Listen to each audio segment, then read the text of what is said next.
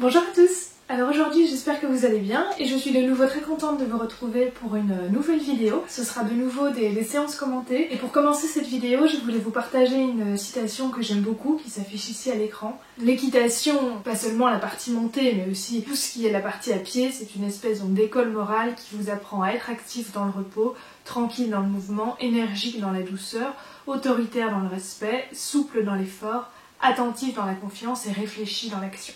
Et voilà, je trouve qu'à travers tout ça, on sent vraiment que c'est une école en fait, voilà, de communication, comme je vous dis toujours, technique, ok, mais surtout être toujours attentif en fait à ce que vous communiquez, à la manière dont vous communiquer juste et dans le bon timing. Et je voulais insister aujourd'hui sur la notion, comme vous l'avez vu dans le titre, de prendre son temps. On avait déjà parlé dans une vidéo précédente de l'instant présent, et là je veux aller encore un petit peu au-delà de ça, en vous rappelant vraiment l'importance de prendre son temps quand on veut réussir avec quelque chose avec son cheval. Il suffit pas d'être dans l'instant présent au moment où on demande les choses, mais d'avoir vraiment une réflexion un peu plus globale où on se dit voilà, je veux peut-être arriver à ça, mais je vais prendre mon temps pour y arriver. Parce que je trouve qu'on n'est jamais assez content en fait de ce qu'on a déjà. On veut toujours avoir plus en fait, et je trouve ce qui est important, c'est de se challenger déjà dans ce qu'on sait déjà faire, pour éviter justement en fait la lassitude, parce qu'on a tendance à dire voilà je veux faire tel nouvel exercice avec mon cheval, on est content, et puis bon bah dès que c'est fini, qu'est-ce qu'on fait? Hop, on passe à un nouvel exercice. Et donc je trouve que c'est déjà important plutôt d'essayer d'améliorer ce qu'on sait déjà faire, de chercher justement un petit peu plus de finesse.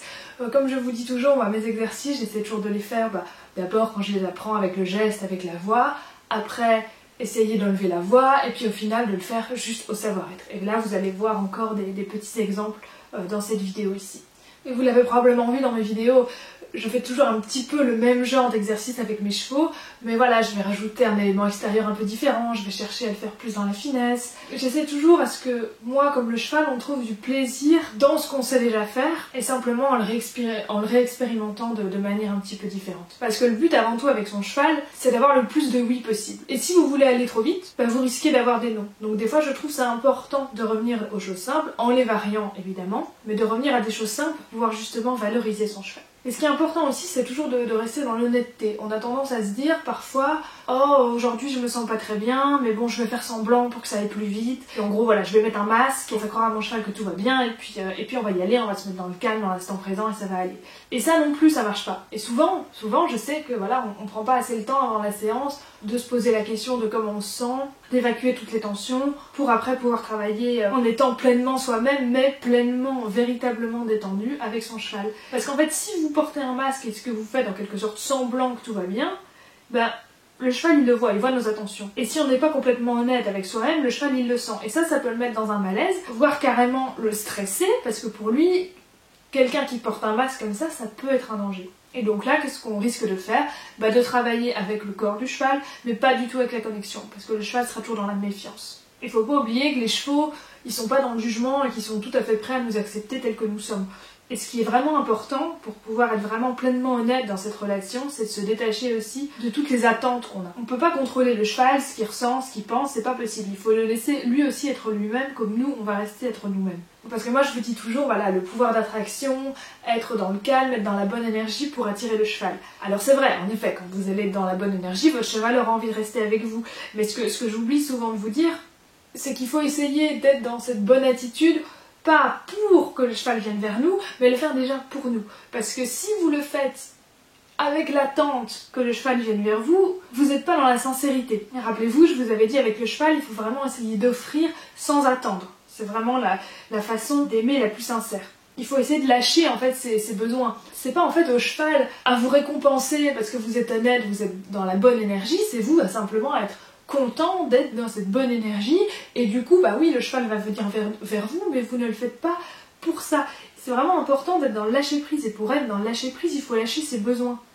Et d'ailleurs, il y a un grand maître qui disait si tu ne veux plus avoir peur de l'échec, il faut lâcher le besoin de réussir, et si tu ne veux plus avoir peur qu'on ne t'aime pas, il faut lâcher le besoin d'être aimé. Et donc c'est vrai que tout ça, ça prend du temps pour nous-mêmes être dans la bonne énergie, pour connecter le cheval. Et je voulais en revenir dans cette introduction avant de passer à nos séances, à ce qui avait été discuté en commentaire dans une vidéo précédente, où on parlait justement, dans le cadre voilà, de mes cours et de rééducation de chevaux un petit peu compliqués, du grand besoin de résultats rapides, efficaces, de la part du cavalier qui vient me voir pour suivre les cours ou pour éduquer son cheval. Et moi c'est vrai que voilà, je vous ai toujours dit, je suis pas du tout adepte des méthodes miracles où le cheval en 2-2 il obéit, parce que là souvent ça passe par des choses assez violentes, par de la soumission. Quand on prend par exemple les techniques de join-up ou d'immersion, ça paraît très efficace, mais on est complètement dans la violence. Alors je vais vous mettre un article encore en description qui parle justement de la violence de ces techniques, comme ça vous pourrez aller le lire tranquillement. Mais voilà, pour moi les miracles ça n'existe pas. Quand un cheval a un problème, c'est comme nous quand on a un problème pour avoir un psychiatre, un psychologue, ça prend du temps. C'est pas on y va 2 minutes et puis tout est bon. Surtout comme je vous dis, moi je travaille le couple, le cheval comme le cavalier. Et souvent, les problèmes du cheval viennent des problèmes du propriétaire ou viennent de la façon dont le propriétaire dialogue avec son cheval. Autant le cheval, c'est vrai que lui, il n'est pas dans l'a priori, donc si on le prend bien, si on communique bien, ça peut aller assez rapidement. Autant le propriétaire, ça peut être beaucoup plus long. Et donc moi, je dis toujours, voilà, le besoin de résultat du client, ça passe après. Alors je sais que tout le monde ne voudra pas travailler comme ça, mais alors peu importe, c'est que je ne suis pas la bonne personne pour eux. Moi, je cherche vraiment la légèreté, la communication avant l'exercice et le résultat. Moi je préfère, comme je vous disais tout à l'heure, avoir un cheval léger sur un exercice simple plutôt qu'un cheval lourd sur un exercice compliqué. Et ce qu'il faut faire comprendre aussi aux gens, c'est que ça demande de l'investissement, de leur part aussi. Il ne faut pas s'attendre à ce que moi je transforme le cheval et dès que je leur rends, hop, ils peuvent continuer comme avant derrière. Non, ils pourront pas continuer comme avant. Il va falloir mettre des choses en place, changer sa façon de faire. Et c'est vraiment quelque chose au global. Moi, si je vois que la personne n'a pas envie de s'investir et de changer sa façon de faire, c'est même pas la peine que je prenne le cheval parce qu'il va aller mieux 2 semaines avec moi et puis après tout va repartir. Et c'est pour ça aussi que je vous avais parlé de mon projet d'écurie, voilà, qui est en construction en ce moment. Vous aurez d'ailleurs des vidéos sur ses avancées, je pense, dans les mois à venir. Et mon idée en fait, c'est vraiment d'avoir cette activité de travailler avec les chevaux, pour les chevaux, et donc du coup de garder, moi en fait je suis juriste à côté, donc j'ai un boulot à plein temps à côté, et je ne compte pas quitter mon boulot en fait, parce que je ne veux pas que j'ai besoin de gagner de l'argent à travers les chevaux. Parce que si je commence à avoir besoin de ce boulot avec les chevaux pour pouvoir me nourrir et nourrir mes chevaux, ça va tout simplement mal se passer parce que je vais chercher le rendement, je vais chercher à prendre plus de chevaux, plus de clients pour gagner plus d'argent, pour pouvoir vivre, et du coup je risque de bâcler le travail et de tomber en effet dans cette spirale d'aller au résultat le plus vite possible pour que le client soit content, pour pouvoir attirer encore plus de gens et pouvoir enchaîner ainsi les chevaux. Donc je veux vraiment pas bâcler le travail et je veux vraiment rester dans cette idée de prendre le temps et de placer le cheval avant tout. Quand je prendrai un cheval en pension travail, donc un cheval qui viendra chez moi pendant une certaine période pour être vraiment retravaillé sur un problème profond, ça sera un seul à la fois. Parce que je sais, voilà, on est vraiment dans cette société de consommation où il faut que tout aille vite, on prend, on jette, et surtout on veut pas s'engager, on veut pas s'investir. Et je sais que certaines mentalités sont un petit peu en train de changer, on est en train de revenir à cette notion, voilà, de prendre le temps, de prendre soin de soi, etc. Mais on a quand même tendance à vite retomber dans cette course où il faut vraiment avoir plus que être, et de nouveau avec le cheval, on est profondément dans l'être. Vous pouvez rien faire, même si vous avez toute la technique du monde, si, comme je vous expliquais en début de vidéo, vous n'avez pas pris le temps d'apprendre à être. Et le cheval, c'est un investissement, c'est un être vivant, et donc il faut s'occuper de lui en tant que tel, le considérer, comme on l'a vu dans plusieurs vidéos, en tant que vraiment individu à part entière. Et pour chaque cheval c'est différent, et c'est pour ça aussi que dans mes vidéos je ne vous fais pas de tuto où je vous dis tiens, pour apprendre le cabré, pour apprendre le pas espagnol, pour apprendre à trotter à côté de son cheval, c'est telle méthode, vous faites étape 1, étape 2, étape 3 et vous y arrivez et hop vous pouvez le refaire chez vous. Non, je vous donne des petits trucs comme ça à travers mes vidéos, mais il n'y a pas vraiment de tuto carré. Pourquoi? Parce que de nouveau ça dépend de chaque cheval et j'ai peur en vous faisant un tuto en tant que tel que vous vous dites ah bah oui, bah si je le refais exactement comme ça avec mon cheval ça va marcher. Non, parce que je connais pas votre cheval et il peut y avoir des petites subtilités à apporter à droite à gauche, une façon de récompenser qui peut être différente parce que ça convient mieux à votre cheval. À travers ce que je vous transmets, j'essaie de vous transmettre des clés que vous pouvez réutiliser, mais avant tout ce que je veux que vous compreniez c'est comment être, et c'est pour ça que je vous parle souvent de ça à travers mes vidéos, et comment comprendre le comportement de votre cheval pour après pouvoir vous-même vous y adapter. Et d'ailleurs, si tous les proprios se formaient sur la façon de comprendre comment le cheval fonctionnait, ça irait beaucoup plus vite après pour éduquer les chevaux. Et c'est aussi pour ça justement que je fais cette chaîne, pour essayer que vous compreniez un maximum comment votre cheval réfléchit. Parce que si on comprend le fonctionnement de son cheval, la moitié du travail est déjà fait. Comme on avait vu dans une des dernières vidéos, je parlais du problème d'asymétrie. Une fois qu'on a compris le problème de locomotion de son cheval, on sait comment s'adapter et on ne cherche plus à faire rentrer le cheval dans un moule parce qu'on s'adapte à sa problématique et on donne des solutions en conséquence. Maintenant, on va passer aux séances en tant que telles. Alors là, on commence avec quelques séances à pied avec Avantos. C'est la première avec un petit système de rond-point qu'on a fait à pied en liberté puis monté. Et donc ça, c'était vraiment un chouette exercice à réaliser pour lui seul à distance. Et c'était vraiment très agréable parce qu'il était très connecté ce jour-là. Et je le guidais donc entièrement à distance par des gestes et par la voix. Et alors, ce qui est assez typique avec lui, c'est qu'il n'anticipe pas vraiment l'exercice. Et donc du coup, ça me force à être très très juste dans mes demandes. Parce qu'il se dit pas, ah oui, je pars à distance, je fais le tour du plot, puis je reviens. Même s'il l'a fait une fois très bien et que j'ai félicité, si la fois d'après je me trompe un petit peu dans mes gestes, hop, il va s'en aller, il va quitter le rond-point, il le fait vraiment pas par cœur. Et donc ça m'a permis aussi du coup de faire quelques variantes, parce qu'il attendait vraiment que je dise le mot tour pour tourner autour du plot, et puis le mot vient pour revenir vers moi. Donc ça me permettait vraiment de varier un petit peu cet exercice. Et là, de nouveau, c'est parce que j'ai réussi dans cette séance à me mettre vraiment en spectateur, en fait, à être simplement dans l'écoute pour sentir ce que mon cheval me proposait, pour pouvoir justement, hop, placer mes demandes au bon endroit et les affiner et me dire, tiens, quand je les place à cet endroit-là, il réagit comme ça, donc du coup, hop, je vais les placer un petit peu plus comme ça.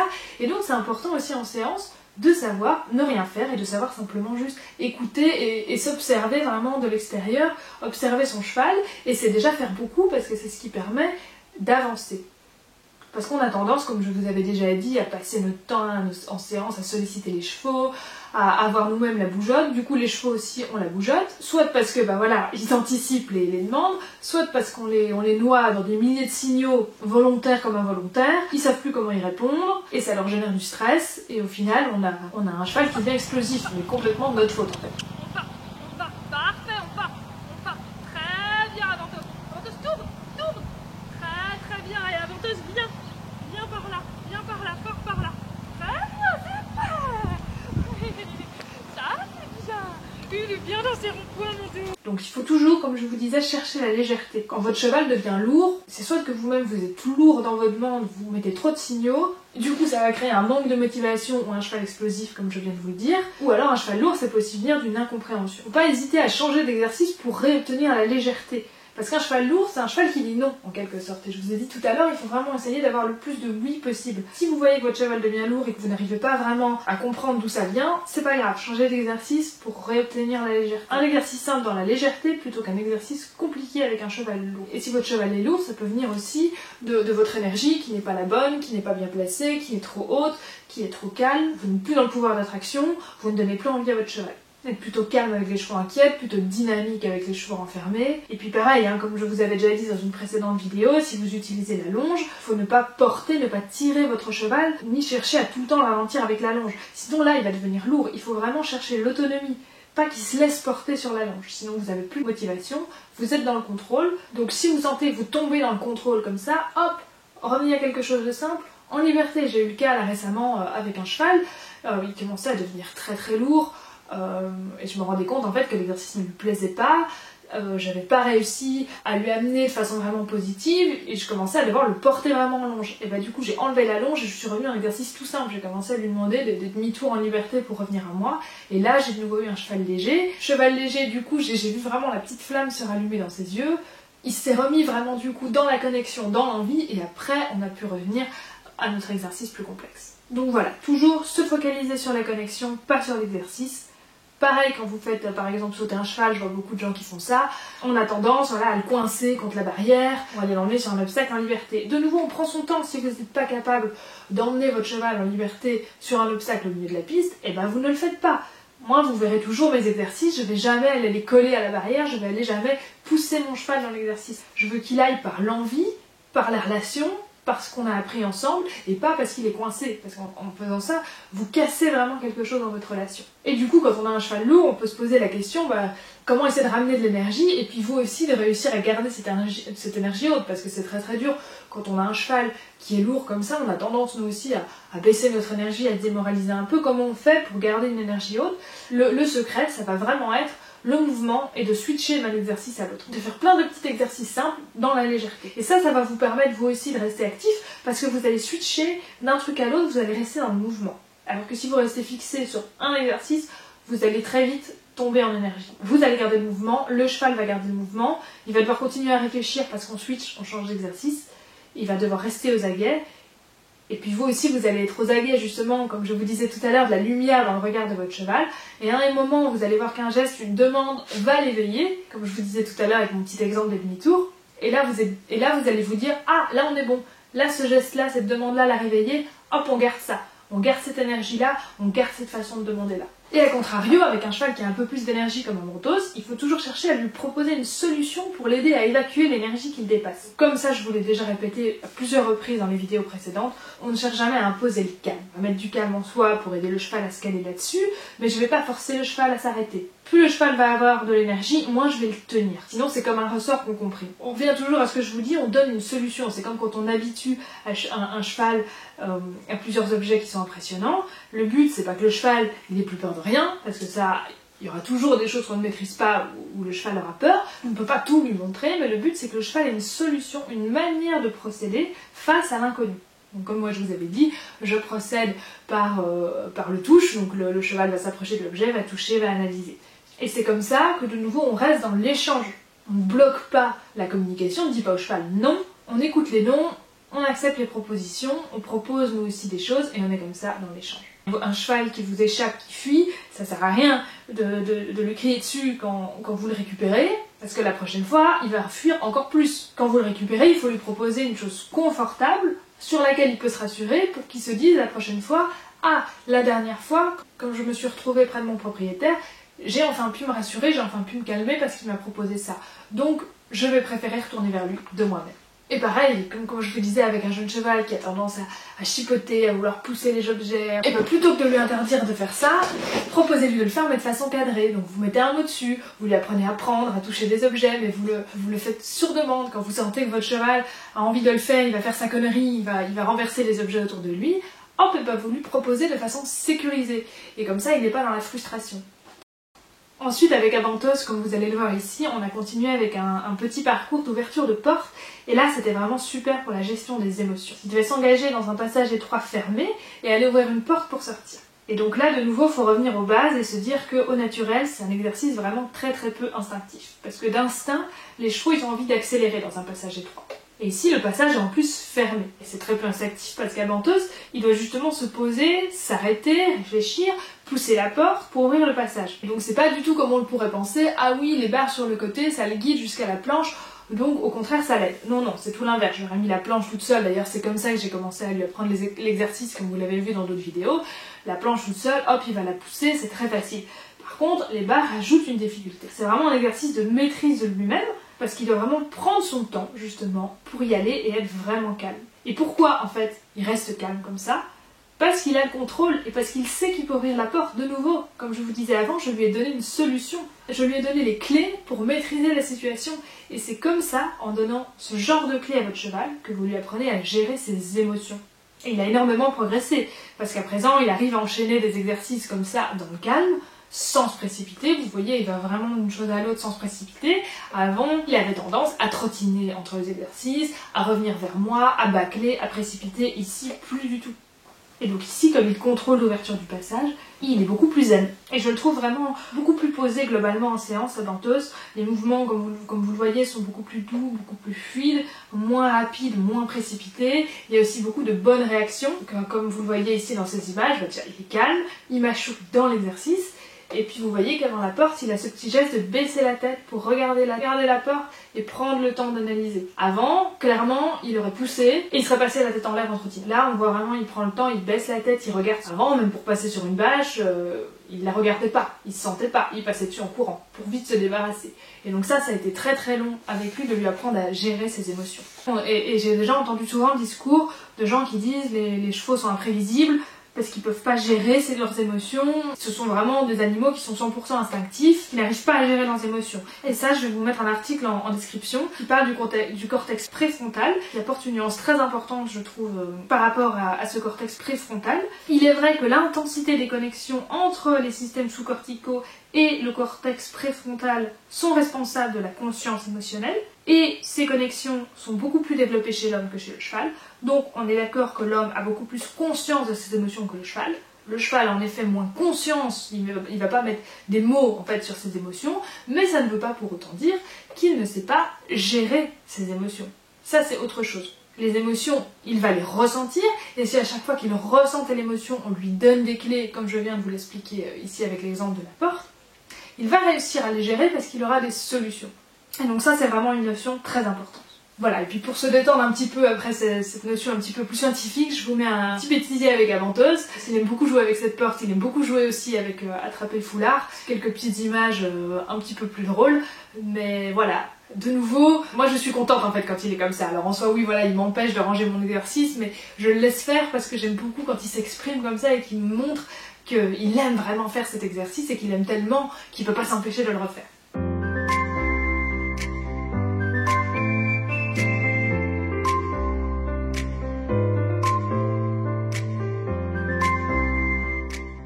Ensuite on continue avec une autre séance à pied avec Aventos, avec ensuite quelques éléments montés. J'aime bien toujours commencer un exercice à pied et puis après le faire en miroir monté. Et ici c'est un exercice de nouveau un petit peu contre-intuitif parce que c'est un slalom en miroir un petit peu si l'on peut dire. Comme vous allez le voir, on va faire un espèce de petit carrousel et je vais demander à Aventos de s'éloigner pendant que je m'éloigne moi-même et puis d'avancer vers moi pendant que j'avance vers lui. Et vous êtes bien d'accord que c'est pas naturellement ce qu'on fait. En général, quand on veut que le cheval s'éloigne, on a tendance à le pousser à avancer ou à avancer un petit peu vers lui, et quand on veut que le cheval revienne, on a tendance à l'aspirer, à reculer un petit peu. Et on voit que là, ici, peu importe le geste, en fait, tant qu'on a la bonne intention. On voit que je m'éloigne et que lui, il se pose pas de questions, hop, il s'éloigne aussi, parce que j'ai l'intention et que mon énergie est bonne. Et de nouveau, l'énergie est bien dosée, parce que comme je vous ai dit, Aventos, c'est pas un cheval qui anticipe, donc clairement, il s'est pas dit, je dois passer entre les cônes. Si je mets pas la bonne énergie, il va se dire « Ah, elle m'envoie de l'autre côté des cônes ». C'est pas qu'il a pas conscience des cônes, c'est qu'il a ressenti que j'ai mis plus d'énergie, et donc hop, il va passer derrière les cônes. Et là, on voit que c'est pas du tout le cas, il passe vraiment dans les cônes, et pas par anticipation, mais parce que la dose d'énergie est bonne, et que c'est juste la bonne énergie pour l'envoyer dans les cônes. Et ça, de nouveau, c'est parce que je suis dans l'écoute, et parce que je vais vraiment monter mon énergie par petits crans, et je vais sentir, hop, quand je dois m'arrêter, quand il est bon. Et si vous avez un cheval qui a tendance, quand vous faites des choses comme ça à distance, à s'arrêter un petit peu au milieu d'un exercice, c'est vraiment une demande de pause en fait. C'est vraiment pour vous dire, là il y a trop de pression, il y a trop d'énergie, hop, pause, on s'arrête. Ou alors j'ai besoin de pause parce que c'est pas clair, parce que je comprends pas.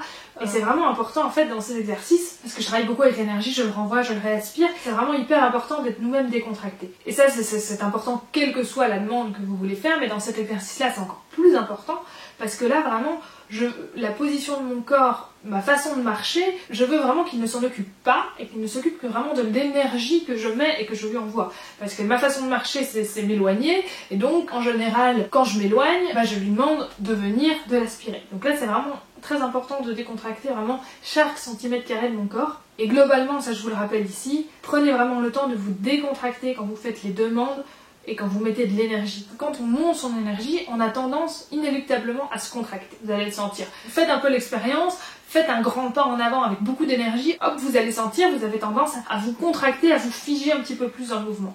Et idem quand vous allez récompenser votre cheval, quand vous allez lui donner un bonbon par exemple, comme j'ai fait ici avec Aventos, c'est vraiment hyper important ici d'être décontracté. Et souvent on a tendance, parce que justement on est sur la fin de l'exercice, on a beaucoup bougé, on a beaucoup réfléchi, on a tendance à être contracté quand on donne le bonbon, et en fait on donne au cheval du coup des infos contradictoires. On veut donner du relâchement à son cheval et on lui donne de la contraction parce que l'action est trop intense. Et comme ça je vous l'ai déjà dit aussi, la finesse ça vient vraiment du relâchement. Et comme chez le cheval, la décontraction de notre corps va détendre aussi notre mental. Et si vous êtes contracté dans votre demande, dans votre énergie et dans votre façon de donner un bonbon, vous envoyez quoi au cheval? Vous envoyez de la disharmonie. Et rappelez-vous, c'est le travail que j'avais fait avec Aventos au galop, je mettais de la disharmonie quand il faisait un galop en tirant les rênes et je mettais justement beaucoup d'harmonie d'harmonie, beaucoup de décontraction quand il avait un galop bien rond. Donc, si inconsciemment vous êtes contracté dans votre corps quand vous récompensez votre cheval ou quand vous faites une demande alors que votre cheval répond bien, vous envoyez de la disharmonie et donc vous envoyez l'info à votre cheval que ce qu'il fait n'est pas bon, que c'est pas ce que vous attendez. Et donc du coup, là commence la non-compréhension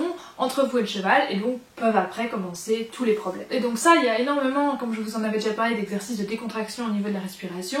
Ce que vous pouvez faire aussi, c'est vraiment faire une sorte de scan corporel où vous imaginez, vous sentez tous les muscles de votre corps et vous vous visualisez en train de les décontracter un à un, de sentir les zones contractées et de les décontracter. Et ça, c'est presque important en fait de le faire tout le temps, même quand vous montez, même quand vous êtes en train de demander quelque chose à votre cheval. Et donc on revient justement à cette notion de prendre le temps de nous-mêmes d'être bien avant de demander au cheval. Vraiment essayer de supprimer un maximum tout ce qui est inconfort parce que ça va bloquer la communication. Alors c'est pas pour autant que je suis contre le renforcement négatif, hein. Moi j'utilise, vous verrez dans mes séances, beaucoup de renforcement positif, mais il y a aussi du renforcement négatif. Je suis pas contre le renforcement négatif, par contre je suis contre quand au final la séance avec mon cheval se résume à un cheval qui ne fait que fuir l'inconfort. Et ce qu'il faut aussi retenir, c'est qu'il y a beaucoup d'aversifs en fait dans la vie des chevaux. On peut pas les éliminer complètement. Il y aura toujours les insectes qui vont les gêner, la maladie, les douleurs. Donc on peut pas avoir un truc 100% positif 100% du temps. Par contre, nous, on peut prendre la décision d'essayer d'éviter de multiplier justement toutes ces choses négatives et donc ne pas utiliser systématiquement le renforcement négatif et essayer un maximum de renforcer ce qui est positif. Vous verrez, c'est vraiment ce que j'essaye à travers mes séances, le maximum de renforcer dès que c'est positif. Maintenant, comme vous avez déjà pu le voir, il y a évidemment des éléments dans les apprentissages de renforcement négatif, même si c'est pas ce qui prime. Donc voilà, de nouveau, il faut pas être fermé et absolument dire je veux faire que du positif. Non, il faut simplement que ce soit harmonieux, que votre cheval se sente bien, que votre couple se sente bien. Ici, on continue avec les séances de caresse. Là, on s'est amusé avec une petite séance de trek avec le saut dans un cerceau et puis un petit slalom en extérieur. Et ça, j'ai trouvé que c'était vraiment un très très bon exercice, le petit slalom comme ça en extérieur, pour travailler un trot rassemblé et en équilibre dehors. Comme vous avez vu avec la vidéo sur la symétrie, vraiment très focalisé sur l'équilibre de caresse. On travaille beaucoup ça en ce moment.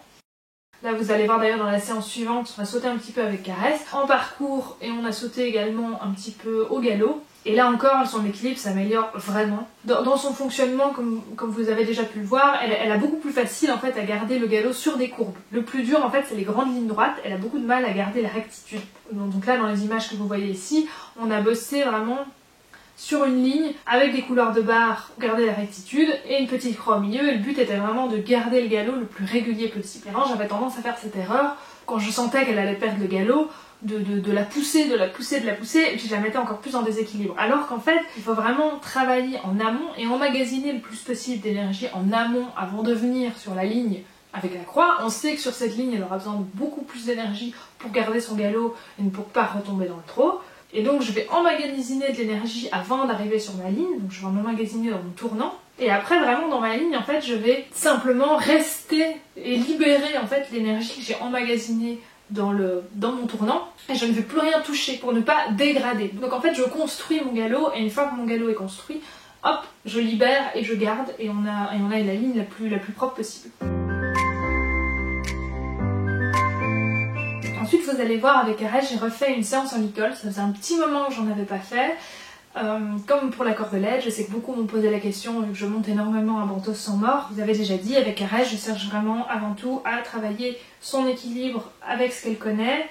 Et je veux vraiment qu'elle se tienne toute seule pour venir après être confortable en licol. Parce que de nouveau, mon but monter, c'est comme à pied, c'est la légèreté. Je veux intervenir le moins possible pour que le cheval soit confortable. Donc le sang mort, oui, mais si le cheval est capable de répondre dans la légèreté, un cheval qui a, comme je vous l'ai expliqué dans la vidéo sur l'asymétrie, qui a des problèmes d'équilibre, des problèmes d'asymétrie, il faut avant tout lui corriger ces problèmes-là avant de pouvoir avoir de la légèreté. Et je préfère de la légèreté avec un mort que quelqu'un accroché avec un licol, c'est confortable pour personne. De nouveau, faites ce que votre cheval connaît dans la légèreté, donc ici avec le mort, plutôt que d'aller chercher, parce que ça vous fait plaisir, l'étape d'au-dessus avec le licol, mais où personne n'est confortable parce qu'on est accroché au rêne. Et vraiment, monter, c'est comme à pied, quand on fait une demande, on part de l'intention, puis on met l'énergie, puis le regard. Ensuite, quand on est monté, on va travailler avec le buste, et puis les jambes et les mains en dernier. Ça, je vous l'avais déjà dit quand on avait fait les cours avec Alexis Cosma dans les vidéos précédentes. Les mains et les jambes, c'est vraiment En dernier, c'est quand pratiquement on est en train de corriger le cheval. Quand j'avais fait les épaules en dedans avec Caresse, souvenez-vous, on avait fait vraiment qu'avec le regard, qu'avec l'énergie, un petit peu la position du buste, je n'utilisais ni main ni jambes. Et plus le cheval va être équilibré, plus il va être léger. Donc il faut vraiment essayer d'avoir le cheval juste pratiquement avec l'action de dos, et que nos mains ne doivent pas servir à tirer le cheval pour lui indiquer la direction. Il faut vraiment avoir une communication fine, hein, comme à pied, une communication fine avec la bouche, avec le moins de contraintes possible. Et si vous voulez que votre cheval y réponde juste quand vous contractez vos muscles, il faut que vous fassiez ça en premier, avant toute demande, quand vous faites l'apprentissage. Et donc avec Caresse, quand j'avais fait ma première séance en école l'an passé, j'étais pas mal sur des rênes assez tendues. Et donc c'est pour ça que j'avais pas refait, parce que je voulais absolument que son équilibre s'améliore et résoudre donc un maximum son souci de symétrie. Pas qu'elle parte sur les épaules et qu'elle soit justement régulière d'elle-même, sans que j'ai besoin de la corriger. Au fil de mes dernières vidéos, vous avez vu du coup que j'ai beaucoup travaillé ceci, que je l'avais de plus en plus légère. Et donc du coup, là quand je l'ai mis dans l'icole pendant cette séance, vous voyez, les rênes sont vraiment détendues la plupart du temps. Caresse est légère, elle est régulière dans le trot d'elle-même, sans que j'intervienne. Sur les lignes droites comme sur les courbes. Elle suit juste le rythme de mon assiette sans difficulté. Les transitions arrêt, ça, elles sont vraiment propres, juste à l'assiette sans toucher aux rênes. Et pour moi, en fait, quand un cheval est bien dans son corps, il peut facilement passer au sang mort. On n'a pas besoin d'apprendre à céder à la nouvelle en azur, à céder à la cordelette. Quand votre cheval, vous l'avez en équilibre en mort et qui répond juste à votre assiette, vous pouvez passer au sang mort. Moi, je sais qu'il y en a qui apprennent au cheval à céder au licol, à céder à la cordelette à pied, et puis après on monte, et puis voilà. Non, moi je travaille mon cheval parce que voilà, j'ai des chevaux d'un certain âge. Si je les avais eu jeunes, je les aurais peut-être probablement débourrés au sang mort, mais là, comme c'est des chevaux qui ont toujours été habitués en mort, je les travaille avec ce qu'ils connaissent, je travaille la légèreté, et une fois qu'on a cette légèreté, hop, je les mets en licol, en cordelette, ça ne change rien pour eux. Parce qu'on a les mêmes codes avec les jambes, les mêmes codes avec l'énergie, les mêmes codes avec mon assiette. Et il n'y a rien à réapprendre. Et donc c'est pour ça que je prends de nouveau mon temps avant d'en arriver là. Et surtout ce que je veux c'est un cheval confortable. Je ne suis pas pressée non plus de mettre mon cheval sans mort, parce que mon cheval n'est pas forcément inconfortable en mort. C'est-à-dire du moment où on est le plus léger possible dans ses actions. Et là dans cette séance, elle a vraiment été extra, j'avais plus du tout besoin des mains pour récupérer l'équilibre et remettre le centre de gravité en arrière, donc c'était vraiment top. Et on a même fini sur des petits slaloms, très fluides, juste en licol. Et avant de clôturer cette vidéo, je voulais juste vous faire une petite mise à jour au niveau de la toux de Caresse. Je vous avais dit donc qu'elle avait suivi une séance d'acupuncture pour sa toux allergique. Je vous avais dit la dernière fois que j'avais trouvé qu'elle toussait moins. Et là, vraiment, elle ne tousse plus du tout. Tout va bien, plus du tout de toux à l'effort. Et donc je trouve vraiment, je valide vraiment l'acupuncture. D'ailleurs, on va refaire une séance là bientôt avec elle. Et j'ai pas eu besoin ni de donner des compléments. Là, on a tout arrêté, ni de changer son environnement et de toucher au foin, par exemple, de le tremper, etc. Et justement, par rapport à ça, je me suis beaucoup renseignée parce que quand je voyais qu'elle toussait pas mal, je m'étais dit, il va peut-être falloir commencer à changer des choses dans son environnement. Et du coup, là, je ne l'ai pas fait vu que la séance d'acupuncture, ça suffit elle-même. Mais je vais quand même vous faire part de ces recherches parce que pour les gens qui ont des chevaux emphysèmateux, je pense que ça peut être vraiment très utile. Je vais vous mettre ici tous les liens en description des études qui vous expliquent ça. En fait, quand vous trempez le foin, ça va faire diminuer la teneur en sucre du foin et le nombre de particules respirables dans l'air. Ça oui, mais par contre, vous avez vraiment un gros risque de prolifération bactérienne. C'est dans l'eau, les bactéries, ça se développe beaucoup plus vite. Alors que si vous purifiez votre foin, et donc quand vous le faites chauffer, vous le mettez dans une étuve, ça va stériliser le fourrage, donc ça va éliminer toutes les bactéries, tous les champignons, éliminer aussi toutes les particules respirables qui font tousser votre cheval, et en plus ça ne va pas nuire à la valeur nutritionnelle. Alors que quand vous faites tremper votre foin, vous avez un foin après pauvre en sucre. Alors c'est bien si vous avez un cheval qui a tendance à la fourbure, mais si vous avez un cheval comme Caresse, qui a plutôt du mal un petit peu à grossir, si vous trempez votre foin, en plus elle n'aura plus vraiment d'apport nutritionnel dans le foin. Faire purifier son foin, c'est ce qu'il y a de mieux. Et donc moi je m'apprêtais en fait justement à acheter un purificateur de foin, donc ça je vous mets en description. Je sais que l'achat d'un purificateur peut être assez cher. Quoi qu'il y a une société en Angleterre qui s'appelle Simply-Steam, ils ont une succursale en France mais qui ne revend pas qui ne revend pas tous les modèles qui sont disponibles en Angleterre, mais il y en a quand même pas mal. Et donc cette société, ils font donc vraiment des prix un petit peu plus raisonnables. Et ce que je vous déconseille par contre, de faire un purificateur maison, parce que là pareil, je me suis un peu renseignée, parce que là pareil, j'ai cherché un peu plus avant. Et souvent, les purificateurs qu'on fait soi-même, ça va pas monter assez fort en température et assez longtemps. Et donc du coup là, vous allez avoir au contraire encore plus de bactéries dans votre foin. L'investissement peut quand même valoir le coup, mais de nouveau, le mieux c'est de trouver une solution à long terme, et là je pense que pour nous on l'a trouvé ici avec l'acupuncture, parce que juste purifier le foin ça veut pas dire pour autant que votre cheval est guéri. Vous enlevez une des causes, mais si vous avez aussi une allergie à certains graminées en prairie, bah là ça va devenir compliqué. Et souvent il faut savoir que la sensibilité comme ça respiratoire chez les chevaux, ça vient souvent d'un système immunitaire affaibli. Et donc c'est souvent, ça se produit au printemps, bah évidemment parce qu'il y a plus de pollen, etc. Mais aussi parce que c'est la période de la mue. Et du coup, bah ça c'est un moment où le système immunitaire, on puise beaucoup dedans et il a tendance à être beaucoup plus affaibli aussi. Et donc ça justement, bah, l'acupuncture, on a travaillé évidemment là-dessus aussi. Et j'ai donné aussi en parallèle à Caresse, ça c'est mon vétérinaire qui me l'avait conseillé, c'est la griffe du chat. Et donc ça c'est quelque chose qui travaille beaucoup au niveau du système immunitaire. Et voilà, et ça va évidemment en complément de tout ce qu'on a fait au niveau de la séance d'acupuncture. Et bien voilà, nous arrivons à la fin de cette vidéo. J'espère que vous avez appris encore des choses avec nous. N'hésitez pas à venir discuter en commentaire, ça me fait toujours plaisir. Un petit pouce bleu, et puis évidemment, abonnez-vous. À bientôt, merci.